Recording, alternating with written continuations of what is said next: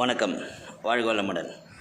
தெய்வீக மரங்கள் என்கிற தலைப்பில் கோயில்களின் தலவிருட்சங்களாக இருக்கும் மரங்கள்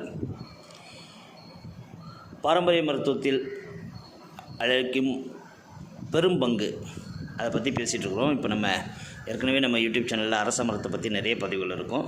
இப்போ நம்ம மீண்டும் அரச மரத்தை பற்றி ஒரு சில தகவல்கள். அரச மரத்தின் அடிப்பகுதியில் பிரம்மதேவனும் நடுப்பகுதியில் மகாவிஷ்ணுவும் நுனிப்பகுதியில் பரமசிவனும் வாசம் செய்கிறார்கள். ஆகவே தான் மும்மூர்த்திகள் வடிவமாக அரச மரத்தை பூஜைகள் செய்தும் பிரதட்சணம் செய்தும் வணங்குவதும் துன்பங்கள் ஏற்படுவதற்கு காரணமான பாவங்களை போக்கி நல்ல அறிவையும் பெற்றுத்தரும் இந்த அரச மரம் என்கிறது சாஸ்திரம். அரச மரத்துக்கு அறிவை வளர்க்கும் சக்தி அதிகம். அதன் அடியில் அமர்ந்தாலே மனம் தெளிவடையும்.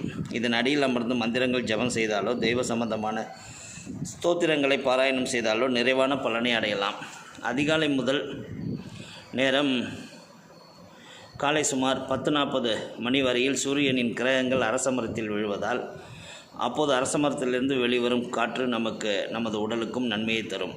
மற்ற நாட்களை விட சனிக்கிழமை அன்று காலை நேரத்தில் அரச மரத்திலிருந்து வெளிவரும் சக்தி அதிகமாக காணப்படும் என்பதால் சனிக்கிழமைகளில் அரச மரத்தின் அடியில் சிறிது நேரம் அமர்ந்திருப்பதும் அரச மரத்தை வலம் வருவதும் மிகவும் நன்மை தரும். குறிப்பாக குழந்தை பாக்கியம் இல்லாதவர்கள் வழிபடுவது நல்லது. கணவன் மனைவி என இருவரும் சேர்ந்தே சுற்றலாம்.